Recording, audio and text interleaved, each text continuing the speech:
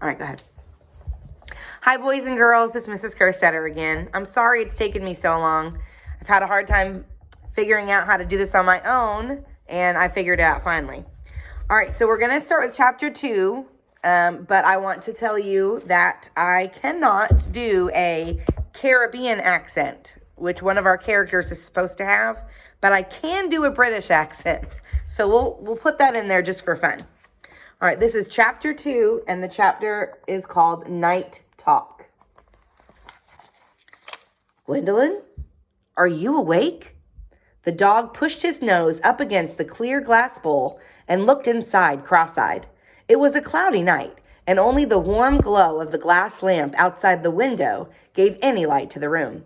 The Labrador concentrated his attention on the glistening shell lying in the bowl. Gwendolyn? Scritch, scrape.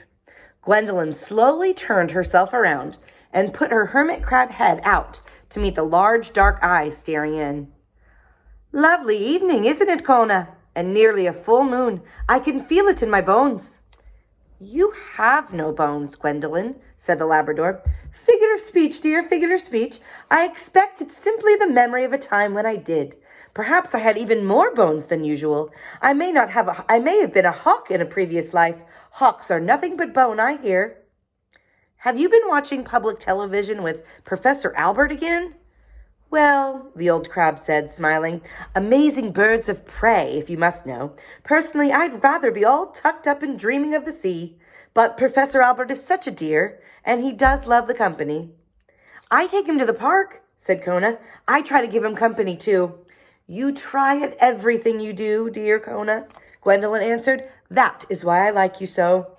Kona wagged his tail proudly. I have some wonderful news for you, Gwendolyn, he said. Wonderful. First, tomorrow should be a high of 52 degrees and partly sunny. Excellent, said the crab. So kind of you to watch the evening weather report while I'm napping. Dear, so kind. Oh, I do love the weather. I am nearly certain I was a sheep in a past life. Sheep are very weather sensitive, you know. I didn't know, said Kona. And guess what else, Gwendolyn? Sunrise at 6 o'clock, said the crab. No, said Kona. Babies. Babies at 6 o'clock?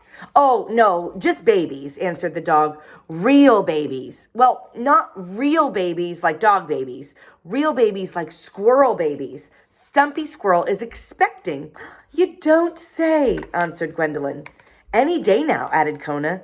Lovely, said Gwendolyn. She's building a new nest in a pin oak on the east side of Gooseberry Park, and she's organizing her collection.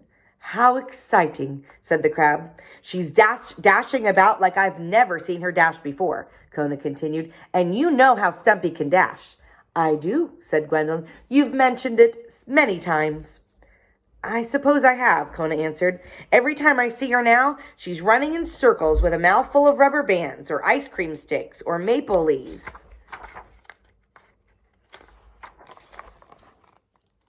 There's Gwendolyn, dreaming of her past life as a sheep.